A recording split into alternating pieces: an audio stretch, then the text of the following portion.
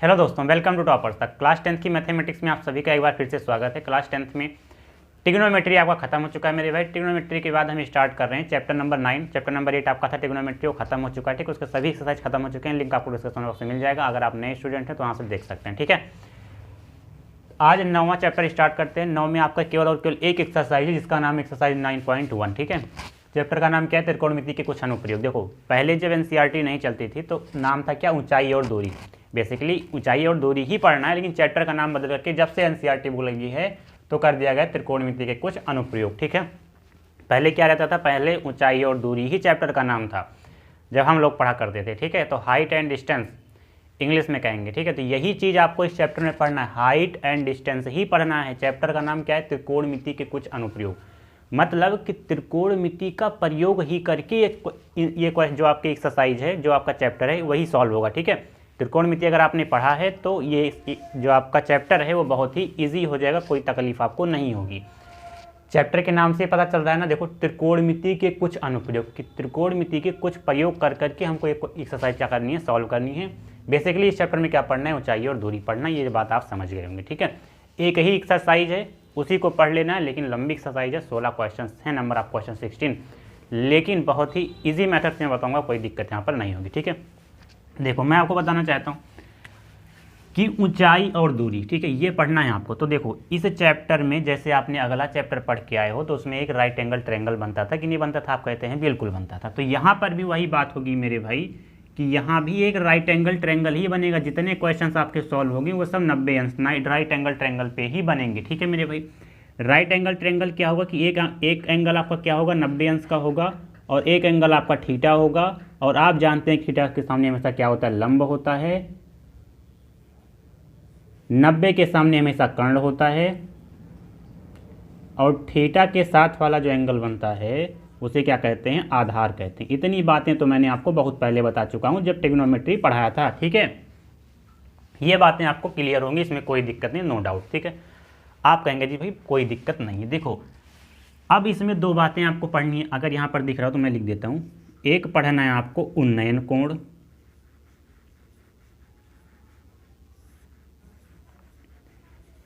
और नंबर 2 आपको पढ़ना है अवनमन कोण। क्या पढ़ना है? अवनमन कोण। देखो, है तो कुछ नहीं ये चीज़, ये तो कुछ भी नहीं है, कुछ नहीं है, लेकिन मैं आपको बताऊंगा कि उन्नयन कोण किसे कहते हैं, अवनमन कोण किसे कहते हैं। ठीक, क्वेश्चन तो बहुत इजी वे में सॉल्व होगा। आपको जब क्वेश्चन में कहेगा ना तो आपको ये ध्यान ही नहीं रखना, आपको केवल क्वेश्चन में जैसे बताऊंगा उसी तरह से सॉल्व करना है। चाहे उन्नयन कहे चाहे अवनमन कहे, बात एक ही पड़ेगा, उन्नयन ही बात पड़ेगा, लेकिन मैं दोनों चीज़ें बताता हूँ कि कहता क्यों है। ठीक है, देखो, जैसे अगर मैं आपसे कह देता हूँ कि ये मान लो एक मीनार है कोई, ठीक है, मीनार मान लेते हैं, भवन आपका घर कोई है, ये मान लेते हैं, ज़मीन पर ऐसे खड़ा हुआ है। ठीक है, आपको जी बिल्कुल है, कोई प्रॉब्लम नहीं, कोई तकलीफ यहाँ पर नहीं है। आप यहाँ पर खड़े हुए हैं, मान लो आप यहाँ पर क्या खड़े हुए हैं? आप यहाँ पर खड़े हुए हैं। ठीक है, चलो आप यहाँ पर क्या कहें? खड़े हुए हैं। अब ये भवन का ऊपरी सिरा है, मान लो मीनार का ऊपरी सिरा है। तो देखो, मैं आपको बताता हूँ, जब भी मीनार कहे, भवन कहे, टावर कहे, कुछ भी कहे वो, ठीक है, तो जो नीचे वाले बिंदु होता है, जो निचला बिंदु होता है, इसे कहते हैं पाद बिंदु। क्या मेरे भाई? पाद बिंदु। क्वेश्चन में भी आपको यही चीज़ लिखा मिलेगा, इसे क्या कहते हैं? पाद बिंदु। समझते जाना भी, ठीक है, बेसिक चीज़ें मैं बता रहा हूँ। सबसे टॉप वाला अगर कहेगा कि शिखर का ऊपरी सिरा देख रहा है तो उसे कहते हैं शीर्ष बिंदु। क्या कहेंगे? शीर्ष बिंदु। ठीक है मेरे भाई, शीर्ष बिंदु। अब आप बताओ, ये पाद बिंदु हो गए या शीर्ष बिंदु? निचला स्तर इसे कहेंगे पाद बिंदु, और ऊपरी स्तर कहेंगे हम शीर्ष बिंदु, ऊपरा सिरा। ठीक है मेरे भाई, आप कहेंगे जी बिल्कुल कोई प्रॉब्लम यहाँ पर नहीं है।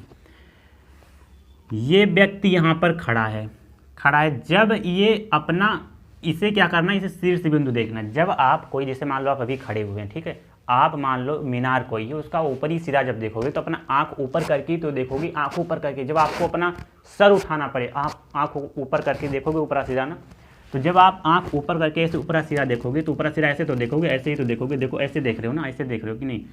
आपको अपना जब सर उठाना पड़ेगा तो वहाँ पर बनता है मेरे भाई, वहाँ पर क्या बनता है? अगर मैं थोड़ा सा ऐसे ले लूँ, ठीक है, थोड़ा सा ऐसे इस तरह से बना दिया जाए, ये वाला क्षैतिज, ठीक है, इस तरह से अगर मैं बना देता हूँ तो जो इसके साथ जो एंगल बनता है उससे ही कहते हैं एंगल क्या बना? थीटा एंगल मान लेते हैं बन रहा है। एंगल क्या बन रहा है? थीटा एंगल बन रहा है, थीटा एंगल बन रहा है। इसे ही कहते हैं मेरे भाई उन्नयन कोण। उन्नयन कोण। देखो, जब भी आपको अपना सर उठा करके कोई चीज़ देखना पड़े, सर उठा करके कोई चीज़ देखोगे ना, तो वहाँ पर क्या बनेगा? उन्नयन कोण बनेगा। जब भी आपको अपना सर उठा के कोई चीज़ देखना पड़े तो वहाँ पर कौन सा कोण बनेगा? उन्नयन कोण बनेगा। जहाँ से आप देख रहे हैं और जहाँ पर देख रहे हैं, मतलब अपनी आँख से लेकर जहाँ तक आप शीर्ष बिंदु को देख रहे हैं, उसे हम कहते हैं दृष्टि रेखा। हालांकि कोई ज़रूरी नहीं है सब याद करना, लेकिन मैं आपको बता दे रहा हूँ है क्या चीज़, ठीक है? दृष्टि रेखा। और ज़मीन से जहाँ पर आप हैं, मतलब जहाँ से आप देख रहे हैं, जहाँ से आप देख रहे हैं ज़मीन से, ठीक है? तो इस स्तर को क्या कहते हैं? जैसे मैंने अभी ये लाइन ड्रॉ कर दी है, इसे क्या कहते हैं? इसे कहते हैं क्षैतिज स्तर। क्या कहते हैं? क्षैतिज स्तर या क्षैतिज रेखा, कोई भी लिख लेना, क्षैतिज स्तर। कोई दिक्कत है यहाँ पर? तो मेन बात क्या आ गई? मेन बात ये आ गई मेरे भाई कि जब भी आपको अपना सर उठा करके कोई चीज़ देखना पड़े तो वहाँ पर उन्नयन कोण ही बनने वाला है। कौन सा कोण बनने वाला है? उन्नयन कोण बनने वाला है, ठीक है? उन्नयन कोण समझ लिया आपने क्या होता है? आप कहेंगे जी बिल्कुल कोई प्रॉब्लम नहीं है।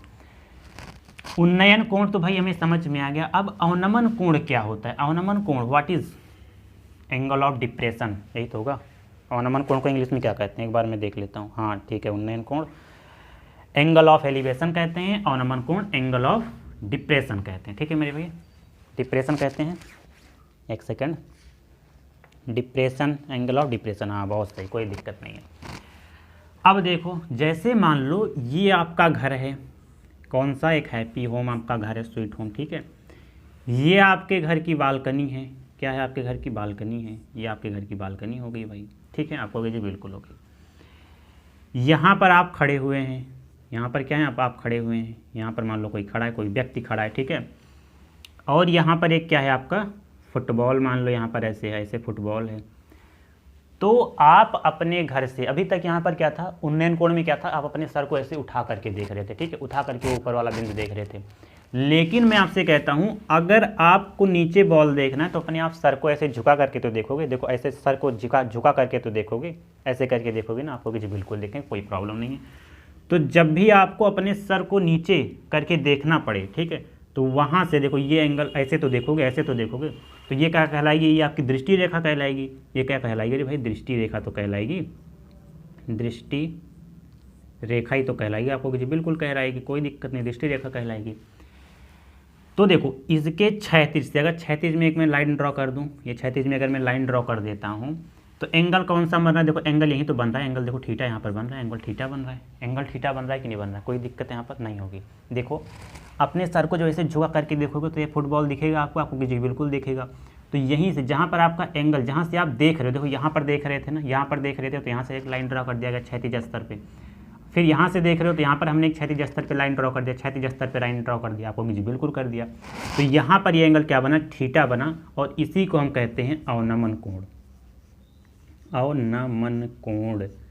लेकिन बात एक और आ जाती मेरे भाई, उसको समझना आपको ज़रूरी है।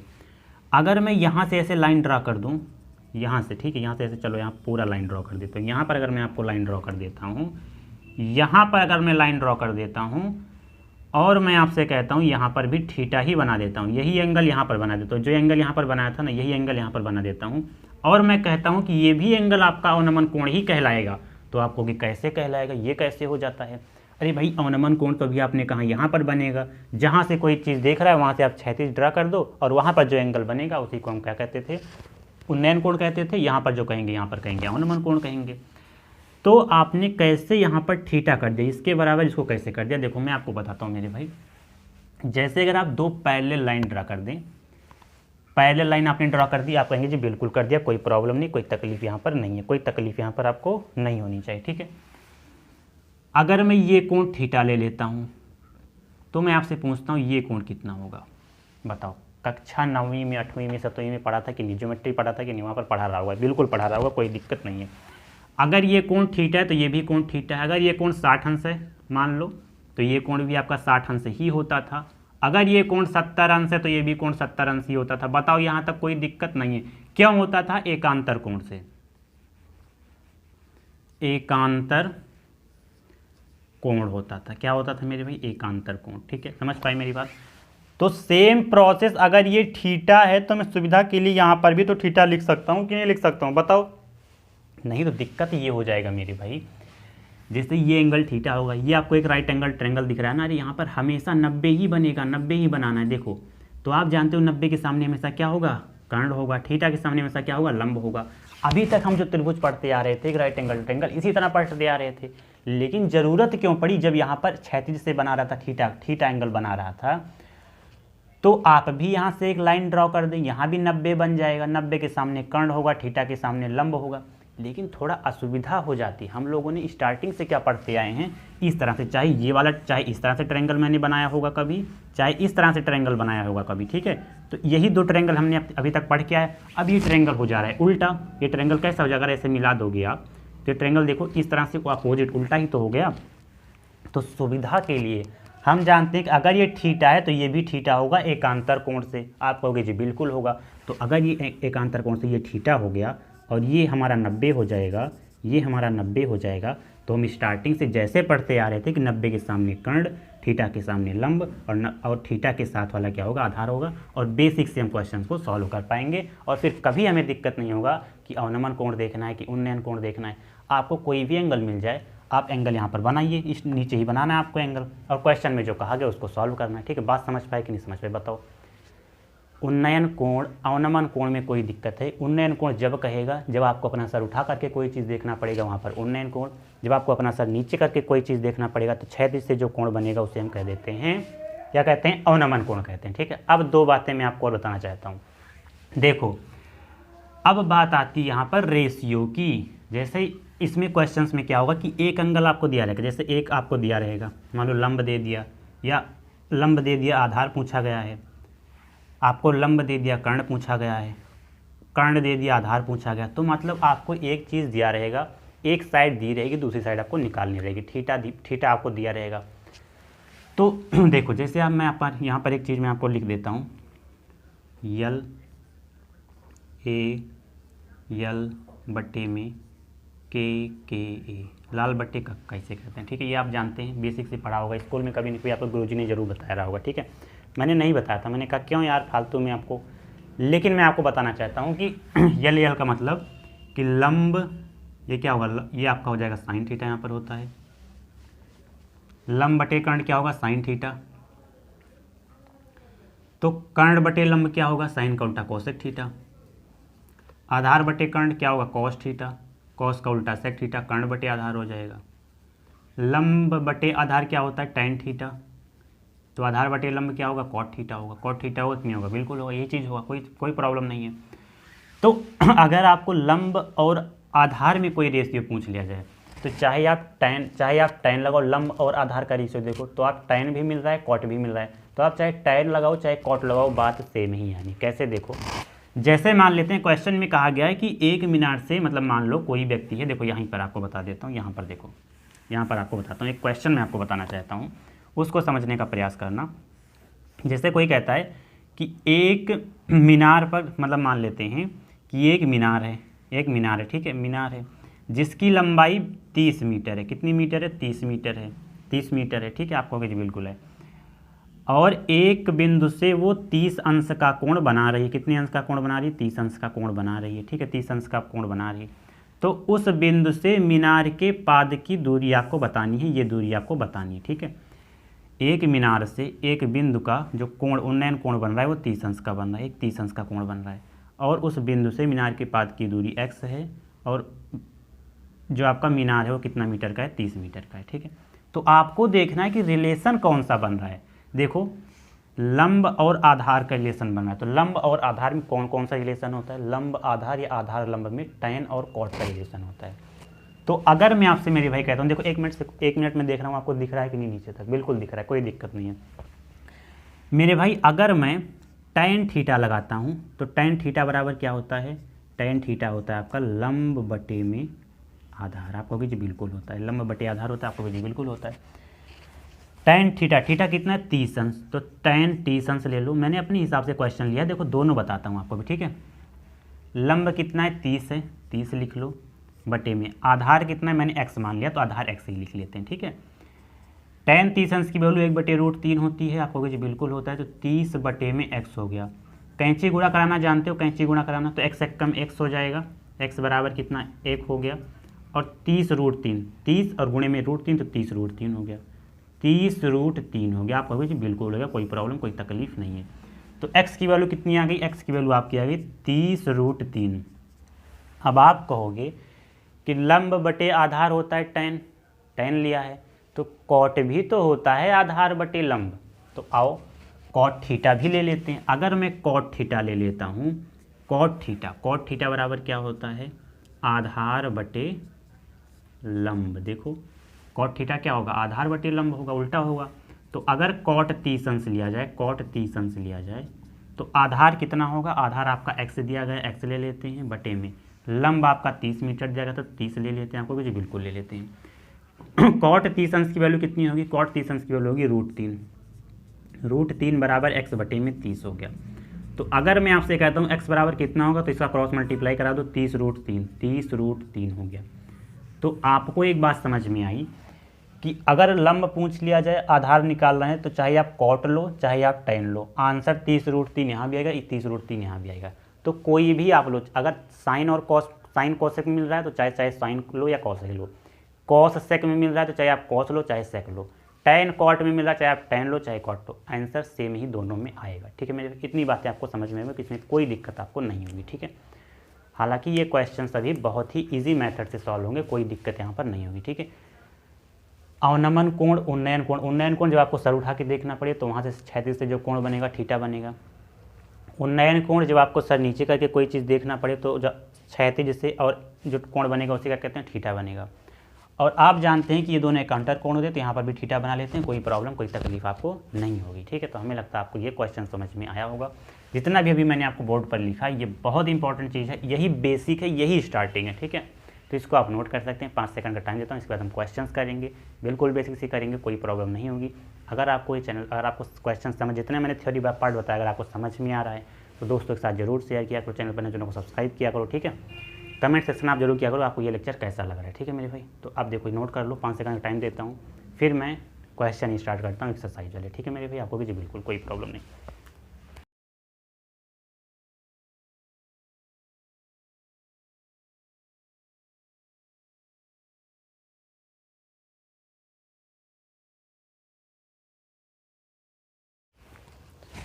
आइए दोस्तों क्वेश्चन स्टार्ट करते हैं। प्रश्नावली 9.1 एक्सरसाइज 9.1 का पहला क्वेश्चन आपको स्क्रीन पर दिख रहा है। ठीक है, दिख रहा है स्क्रीन पर ना आपको, ठीक है, कोई दिक्कत नहीं। क्वेश्चन में भी डायग्राम इसमें बनाया गया है, क्वेश्चन में पढ़ देता हूँ, डायग्राम में आपको बताऊँगा। ठीक है, क्वेश्चन कह रहा है सर्कस का एक कलाकार एक 20 मीटर लंबी डोर पर चढ़ रहा है और जो अच्छी तरह से तनी हुई है। ठीक है, और भूमि पर सीधे खड़े लगे खंभे के शिखर से बंधा हुआ है। यदि भूमि स्तर के साथ डोर द्वारा बनाया गया कोण 30 अंश का हो तो खंभे की ऊंचाई आपको ज्ञात करनी। देखो मेरे भाई क्वेश्चन बहुत ही ईजी है।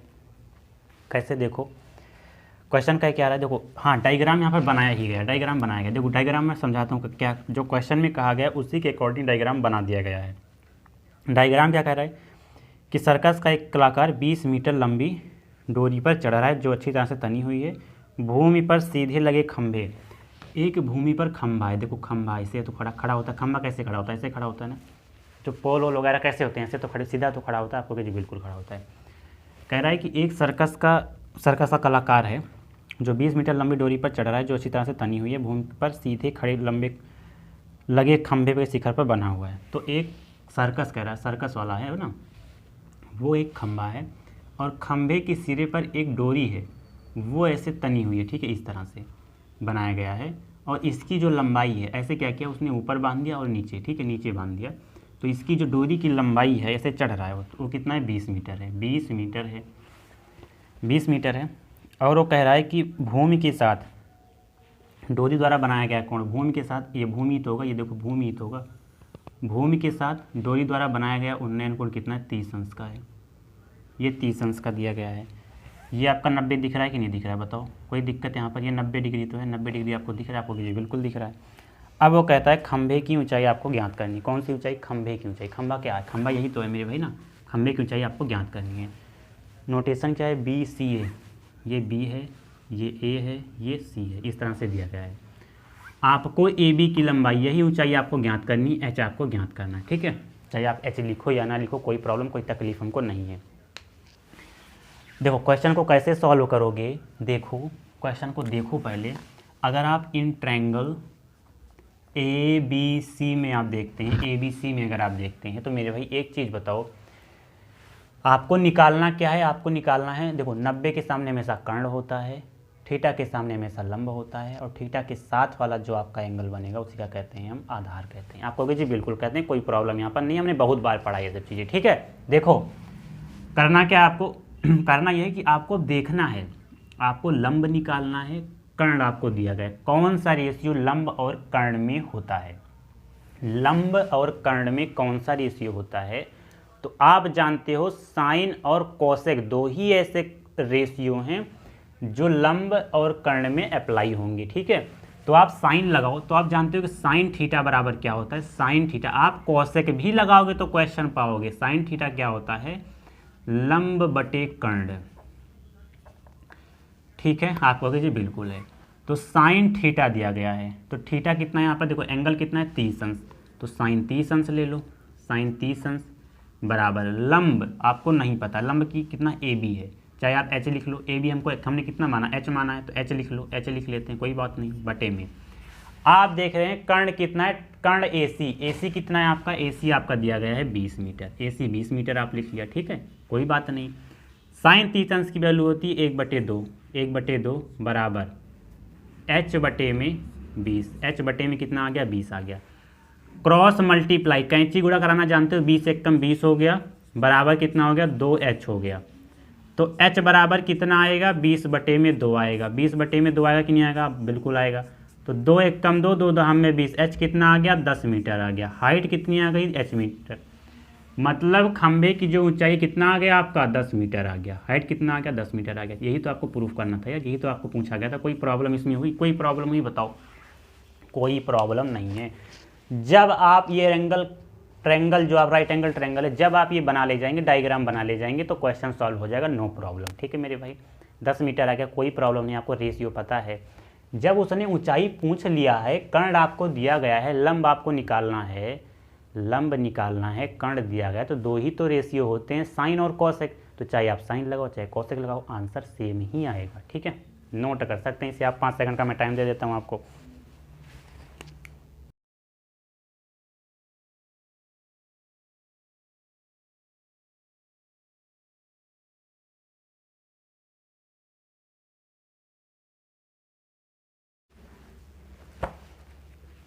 आइए दोस्तों क्वेश्चन नंबर सेकंड देखते हैं, दिख रहा है आपको स्क्रीन पर, ठीक है। क्वेश्चन नंबर सेकंड क्या कह रहा है इस एक्सरसाइज का, कि आंधी आने से एक पेड़ टूट जाता है, आंधी आने से एक पेड़ टूट जाता है। पेड़ पहले क्या रहा होगा, खड़ा रहा होगा। आंधी आया, टूट गया आधे पर से, उखड़ा नहीं है, टूटा गया। टूटने का क्या मतलब होता है, आधे पर से टूट जाएगा, आधे पर से, है कि नहीं, बिल्कुल। और टूटा हुआ भाग इस तरह मुड़ जाता है कि पेड़ का शिखर जमीन को छूने, ऐसा टूटता है। कभी कभी आंधी आता है ना, आधा पेड़ टूट जाता है, तो क्या होता है, ज़मीन के साथ छूने लगता है। कभी कभी क्या होता है कि टूटा तो लेकिन ज़मीन के साथ नहीं छूता है, ऐसा तो होता है। कभी भी क्या होता है, ऐसे टूट करके ऐसे अटक जाता है, नहीं छूता ज़मीन को। ये पेड़ कैसा है, टूट करके ज़मीन पर छू गया ऐसे जा करके, ठीक है। और उसका 30 अंश का कोण बनाता है, ज़मीन पर छूने के बाद वो 30 अंश का कोण बनाने लगता है, भैया ऐसा ऐसा टूटा गया है। पेड़ के पादबिंद मतलब जानते हो स्टार्टिंग नीचे वाला पोजीशन, ठीक है, की दूरी जहाँ पेड़ का शिखर ज़मीन को छूता है 8 मीटर है। पेड़ का जो स्टार्टिंग पोजीशन वहाँ से और जहाँ पर छूता है पेड़, वो दूरी 8 मीटर है। पेड़ की ऊंचाई आपको बतानी है। देखो क्वेश्चन क्या कह रहा है, समझ नहीं पाओगे ना, समझ नहीं पाओगे इतना समझाने के बाद। देखो क्या कह रहा है, कहिए ये रहा है कि पहले एक पेड़ था, मान लेते हैं ये पेड़ रहा होगा पहले, ठीक है, पेड़ था पहले। ये हुआ ये कि जब ऐसे पेड़ था, मान लो यार, पेड़ बना नहीं रहा हूँ, ठीक है, ये पेड़ बना है। अब देखो कह क्या रहा है वो, कि आंधी आने से पेड़ टूट गया, और टूट करके ज़मीन, अरे टूटेगा तो कुछ दूर पर ही तो गिरेगा, ऐसे टूटेगा तो ऐसे तो है नहीं एकदम नीचे गिर जाएगा, अरे टूटेगा कैसे, कुछ दूर पर। तो मान लो यहाँ से ऐसे टूट गया, ऐसे टूट करके वो ज़मीन के साथ अब 30 अंश का कोण बनाने लगा। ऐसा टूटा है, ऐसा टूटा कि वो ज़मीन के साथ 30 अंश का कोण बनाने लगा। 30 ही तो है कि 60 है, 30 अंश का कोण बनाने लगा। अब वो कह रहा है कि जो आपका पेड़ का पाद बिंदु है, ये पोजीशन, ठीक है, यहाँ से जहाँ पर पेड़ गिरा है, जहाँ पर ज़मीन पर गिरा है, वो दूरी है 8 मीटर। ये दूरी आपको दे दी गई है 8 मीटर। ये दूरी आपको पता है 8 मीटर दे दी गई है।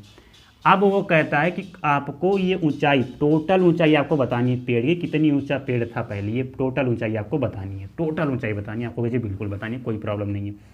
इसे मान लेते हैं ये बी, सी और डी, ठीक है। अभी इसके लिए आप कहोगे जी कोई प्रॉब्लम नहीं, कोई तकलीफ़ नहीं है। अब मुझे एक बात बताओ मेरे भाई, कैसे आप टोटल ऊंचाई निकाल पाओगे? एक चीज़ तो आप कर सकते हो, इतनी ऊंचाई आप निकाल सकते हो, कोई प्रॉब्लम नहीं होगा। आप 10 लगाओगे, एक आपको दिया गया है, एंगल दिया गया है, ये वाली ऊंचाई आप निकाल सकते हो, आपको जी बिल्कुल निकाल सकते हैं। तो ये ऊंचाई कैसे आएगी, ये ऊंचाई कैसे आएगी? देखो मेरे भाई एक बात बताओ, ये अगर टूट करके गिर गया है तो ये पेड़ का, ये जो टूटा हुआ भाग है ये पेड़ का ही तो भाग है। ये जो गिरा है, ये जो टूट करके गिर गया, टूट करके, पहले पेड़ कहाँ तक था? यहाँ तक था, पहले पेड़ यहाँ तक था। अब ये क्या हुआ, टूट करके ऐसे गिर गया।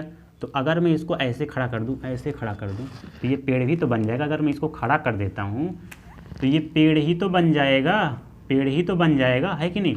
तो अगर हम ये वाली लंबाई हम तो निकाल ले जाएंगे, और ये वाली दूरी अगर हम निकाल लें, ये वाली लंबाई निकाल लें और इसे जोड़ देंगे तो टोटल लंबाई नहीं आ जाएगी। बताओ, ये पेड़ टूटा ही तो है, टूटना हुआ तो भाग है, इसको खड़ा कर दोगे फिर तो सही हो जाएगा। तो मतलब ये लंबाई और ये लंबाई आ जाए, अगर निकाल लें तो टोटल पेड़ की लंबाई हमें पता चल जाएगी। आपको जी बिल्कुल पता चल जाएगी। देखो, अगर आप इन ट्रायंगल किस में देखो, इन ट्रायंगल ए बी सी में, तो tan थीटा लगेगा। देखो, लंब और आधार में दो रेशियो कौन सा, tan और cot, तो tan थीटा लगाओ। tan थीटा कौन सा होता है? लंब बटे में आधार। आप कहोगे जी बिल्कुल होता है, कोई प्रॉब्लम नहीं। tan 30 अंश दिया गया है, tan 30 अंश लगा लो। एंगल कितना है? 30 अंश दिया गया है। लंब कितना है? देखो ये BC दिया गया है। आधार कितना है? AB दिया गया, AB लिख लो। तो tan 30 अंश की वैल्यू कितनी होती है? 1/√3 बराबर BC नहीं पता है, BC आप ऐसे लिख लो। AB कितना है? 8 मीटर, तो 8 लिख लो। कैंची गुणा कराना जानते हो कि नहीं जानते हो? 8 हेक्टम कितना हो गया? 8 हो गया, बराबर √3 BC हो गया। अगर मैं BC की वैल्यू निकालना चाहूँ मेरे भाई, तो ये कितना हो जाएगा? 8/√3 हो जाएगा। कोई प्रॉब्लम है? नहीं है, कोई प्रॉब्लम नहीं। तो BC कितना आ गया? BC 8√3 मीटर आ गया। इसको अभी ऐसे छोड़ दो, अभी ऐसे छोड़ दो, हमारा काम नहीं बन पाया, अभी नहीं बन पाया, ठीक है। हमें क्या निकालना है? हमें टोटल लंबाई निकालनी है, तो ये वाली लंबाई भी निकालनी पड़ेगी। अगर हम ये लंबाई जोड़ देंगे तो टोटल हाइट आ जाएगी। आपको जी बिल्कुल आ जाएगी।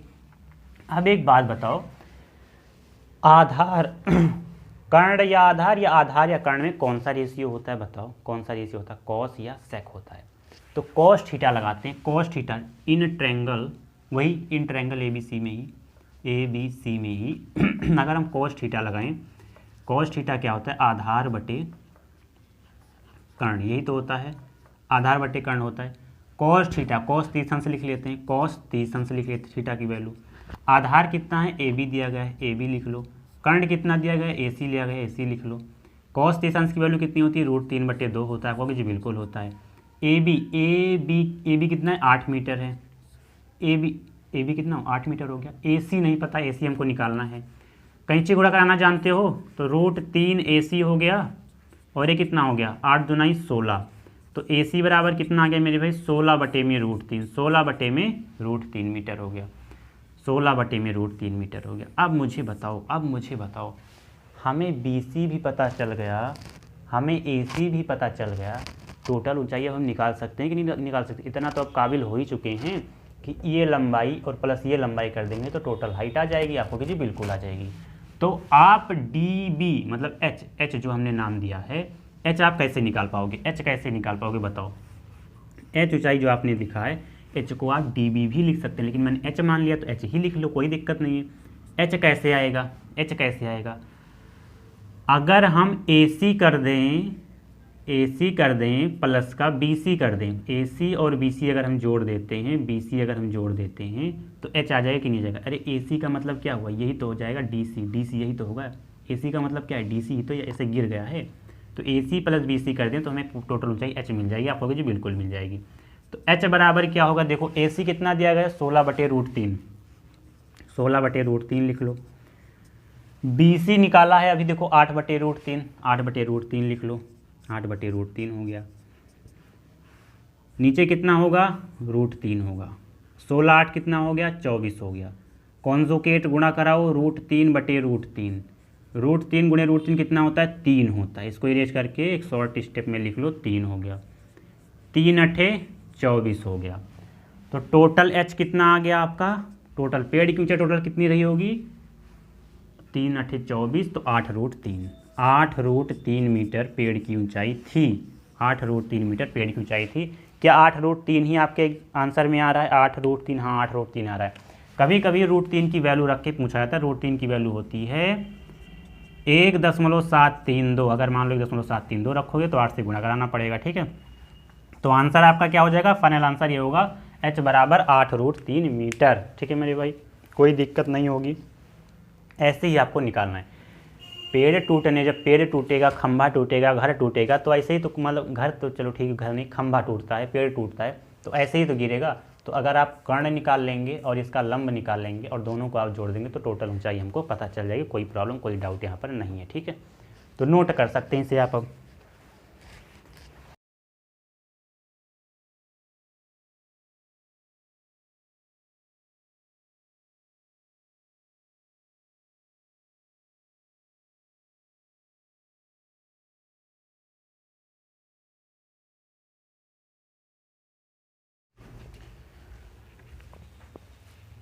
देखिए दोस्तों, एक लास्ट क्वेश्चन आपका है, तीसरा क्वेश्चन लास्ट है, इसके बाद क्वेश्चन नेक्स्ट वीडियो में करेंगे। देखो तीसरा क्वेश्चन क्या कह रहा है कि एक ठेकेदार बच्चों को खेलने के लिए एक पार्क में 2 फिसलन पट्टी लगा रहा है। 2 फिसलन पट्टी का मतलब क्या होता है, सरकौआ जिसे आप कहते थे, सरकौआ ना, सरकते थे कि नहीं पहले, अभी भी सरकते होगे। एक ठेकेदार बच्चों को खेलने के लिए सरकौआ फिसलन पट्टी लगाना चाहती है, लड़की है। 5 वर्ष से कम उम्र के बच्चों के लिए वह ऐसी फिसलन पट्टी लगाना चाहती है जिसका शिखर 1.5 की ऊंचाई पर हो।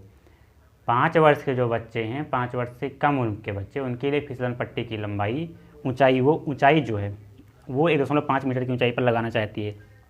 5 और इससे अधिक, जबकि 5 से अधिक बच्चों के लिए वो कितनी, 3 मीटर की ऊंचाई पर एक फिसलन पट्टी लगाना चाहती है जो भूमि से 60 अंश का कोण बनाती है। जो भूमि से क्या बनाएगी, 60 अंश का कोण बनाएगी। प्रत्येक स्थिति में फिसलन पट्टी की आपको लंबाई क्या है ये आपको बताना है। प्रत्येक स्थिति में फिसलन पट्टी की लंबाई मतलब सरकौआ की लंबाई, दोनों सरकौआ की। आओ देखते हैं कैसे होगा। देखिए दोस्तों, क्वेश्चन क्या कह रहा है इसको समझते हैं। देखो, एक ठेकेदार बच्चों के खेलने के लिए एक पार्क में 2 फिसलन पट्टी लगाना चाहती है, ठीक है, 2 फिसलन पट्टी लगाना चाहती है। 5 वर्ष से कम उम्र के बच्चों के लिए वह ऐसी फिसलन पट्टी लगाना चाहती है जो उसका शिखर 1.5 मीटर की ऊंचाई पर। देखो क्या रहा है कि एक मतलब वो 2 फिसलन पट्टी कोई ठेकेदार है वो लगाना चाहती है कि एक 5 वर्ष से कम उम्र के बच्चों के लिए वो 1.5 मीटर की।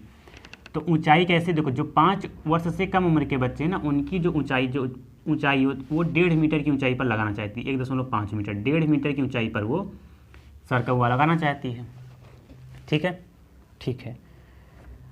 और एक दूसरा जो भूमि के साथ 30 अंश के कोण पर झुका हुआ है। भूमि के साथ कितने अंश के कोण पर झुका हुआ है मेरे भाई, वो 30 अंश का कोण बना रही है। भूमि के साथ 30 अंश का कोण बना रही है, भूमि यही तो है, भूमि के साथ 30 अंश का कोण बना रही है।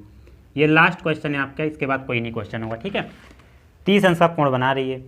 फिर दूसरा कह रहा है जबकि इससे अधिक बच्चों के लिए वो 3 मीटर की ऊंचाई पर एक फिसलन पट्टी बनाना चाहती है। ये 5 वर्ष से कम उम्र के बच्चों के लिए है। दोनों आप अलग अलग भी बना सकते हैं, लेकिन हम एक में ही बना देते हैं, कोई प्रॉब्लम नहीं है, ठीक है। देखो, वो 5 वर्ष से जो अधिक उम्र के बच्चे हैं उनके लिए वो 3 मीटर की ऊंचाई पर फिसलन पट्टी। ऐसे तो लगेगा, देखो ऐसे ही तो लगता है फिसलन पट्टी, सरकौआ ऊपर जाते हुए सीढ़ी चढ़ के उस ऊपर जाते हुए फिर सरकते हुए ऐसे ना। तो ये आपका क्या होगा, फिसलन पट्टी की लंबाई ये वाली और ये वाली। अब ये कितना अंश का कोण बना रहा है, ये 60 अंश का कोण बना रहा है। कितने अंश का, 60 अंश का कोण बना रहा है, ठीक है। अब पूछा गया है कि ये जो छोटे बच्चों के लिए फिसलन पट्टी जो है इसकी लंबाई बताओ, और बड़े बच्चों के लिए जो फिसलन पट्टी की लंबाई है ये वाली, दोनों आपको लंबाई बतानी है। आप इस डायग्राम को अलग अलग भी बना सकते थे, कोई प्रॉब्लम नहीं थी, हमने एक में बना दिया। आप इस इतने वाले जो 30 अंश का कोण बन रहा है इसको अलग बना लो, 60 अंश का कोण बन रहा है उसको अलग बना लो, कोई प्रॉब्लम नहीं है। हम नाम दे देते हैं, ये ए हो गया, ये बी हो गया, ये सी हो गया, ये डी हो गया, ठीक है मेरे भाई। आओ अगर हम इन ट्रायंगल, दूसरा स्केच लेते हैं। देखो, इन ट्रायंगल अगर हम ए बी सी में देखें मेरे भाई, तो देखो आपको निकालना क्या है, आपको ये फिसलन पट्टी की लंबाई, आपको यहाँ नहीं, यहाँ कोई काम नहीं, यहाँ पर कोई काम ही नहीं है। आपको ये फिसलन पट्टी यही तो होगा, फिसलन पट्टी यही सब तो होगा, ये वाला ये फिसलन पट्टी होगा, इसके लिए ये फिसलन पट्टी होगा। तो देखो ये लंब है और ये कर्ण है, तो लंब और कर्ण में क्या होता है, साइन थीटा लगता है, साइन या कोसेक, तो साइन थीटा लगाओ, कोई प्रॉब्लम नहीं है। साइन थीटा बराबर क्या होता है, लंब बटे कर्ण। साइन थीटा, अगर आप एंगल एबीसी में देखते हो तो थीटा कितना है, 30 अंश है, तो साइन 30 अंश की वैल्यू कितनी हो जाएगी मेरे भाई, साइन 30 अंश। लंब आपका क्या है, एसी है, तो एसी लिख लो। कर्ण आपका कितना है, बीसी है, तो बीसी लिख लेते हैं। तो साइन 30 अंश की वैल्यू 1/2, एसी की वैल्यू आपको पता है 1.5 मीटर, तो 1.5 मतलब 1.5 मीटर हो गया। बीसी यही आपको निकालना है, बीसी आपको फिसलन पट्टी की लंबाई ही आपको निकालनी है। तो बीसी गुणे में कितना हो जाएगा, बीसी हो जाएगा बराबर 2 गुणे में 1.5, 1.5 गुणे 1.5 मतलब 1.5 2 बार गुणा कराओ कितना आएगा, 3 आएगा। तो कितना हो गया, बीसी 3 आ गया। मतलब जो आपके छोटे बच्चों की जो फिसलन पट्टी की लंबाई होगी, ये वाली लंबाई 3 मीटर रही होगी, ये वाली लंबाई 3 मीटर रही होगी। तो छोटे बच्चों के लिए तो आ गया। आप बड़े बच्चों वाले में देखते 5 से उम्र वालों की, 5 से बड़े उम्र के लिए देखो, अगर हम अब ट्रायंगल कौन सा लेंगे, in triangle A B D में, ए बी डी बड़ा वाला ट्रायंगल, देखो ये बड़ा वाला जो बन रहा है, इसमें क्या करना है आपको, ये लंब है क्योंकि ये 90 तो बन रहा है, इसके लिए देखो ए बी डी में ये तो 90 बन रहा है, और ए बी सी में ये वाला 90 बन रहा था, ठीक है। तो कोई दिक्कत थी, नहीं दिक्कत थी। तो आप जब बड़ा वाला ट्रायंगल ले रहे हैं तो आपको निकालना क्या, ये फिसलन पट्टी की लंबाई, इसके लिए भी यही चीज़ निकालनी है आपको, ठीक है। आपको बिल्कुल निकालना है, लंब पता है, कर्ण निकालना है, तो क्या लगाओगे, साइन थीटा ही लगाओ, साइन थीटा।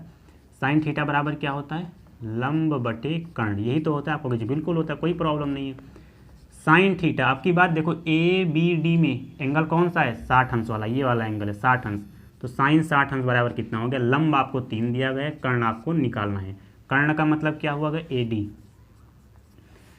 तो साइन 60 अंश की वैल्यू कितनी होती है, √3/2 बराबर 3/AD आपका हो गया। कैंची गुणा कराना जानते हो, क्रॉस मल्टीप्लाई, तो √3AD हो जाएगा ये, और ये कितना होगा, 3 दूना 6, तो AD बराबर कितना हो गया मेरे भाई, 6/√3, 6/√3। ऊपर नीचे गुणा कराओ, कौन सा गुणा कराते हैं इसे, कॉन्जुगेट, ठीक है। तो ऊपर कितना हो गया, 6√3/√3 गुणे √3 3 हो गया, 3 दूना 6, तो AD कितना आ गया, AD कितना आ गया, AD आपका आ गया 2√3 मीटर, 2√3 मीटर। तो जो 5 से बड़े उम्र वालों के लिए ये लंबाई कितनी आ गई आपकी, ये वाली फिसलन पट्टी की लंबाई 2√3 मीटर। BC जो छोटे बच्चों वाले के लिए था, फिसलन पट्टी की लंबाई कितनी हो गई, वो 3 मीटर हो गई। तो क्वेश्चन सॉल्व हो गया, यही तो आपसे पूछा गया था, कोई दिक्कत इसमें नहीं थी। ये डायग्राम आप अलग अलग भी बना सकते थे, ये देखो ऐसे, इस तरह से आप अलग बना करके सॉल्व कर लेते, A B C बना लेते, ये 30 अंश दिया गया था। फिर आप एक अलग बना लेते, ये वाला, ये 90 आपका हो जाता, यहाँ पर ये 90 था, ये 60 अंश का कोण बन जाता, ये A दे देते, ये B दे देते, ये D देते, ठीक है। देखो अलग अलग बन गया, दोनों अलग अलग बन गए कि नहीं बन गए, कोई प्रॉब्लम नहीं थी। यहाँ पर ये 2.5 मीटर था, यहाँ पर 3 मीटर हो जाता, बस काम खत्म। यहाँ भी सर्कल हुआ की लंबाई, यहाँ भी सर्कल हुआ की लंबाई, कोई प्रॉब्लम नहीं थी आपको। आशा करता हूँ आपको ये सभी क्वेश्चन समझ में आया होगा, इंट्रोडक्शन पार्ट समझ में आया होगा। कोई प्रॉब्लम हो, कोई तकलीफ हो तो आप कमेंट सेक्शन में बता सकते हैं। अगर आप चैनल पर नए, चैनल को सब्सक्राइब करके जरूर जाना, ठीक है मेरे भाई। वीडियो को लाइक कर देना, कमेंट बॉक्स में आप जरूर बताना कि आपको ये लेक्चर कैसा लगा। Thank you so much for watching, please subscribe the channel and press the bell icon for daily notification. I will meet you next session. Thank you मेरे भाई।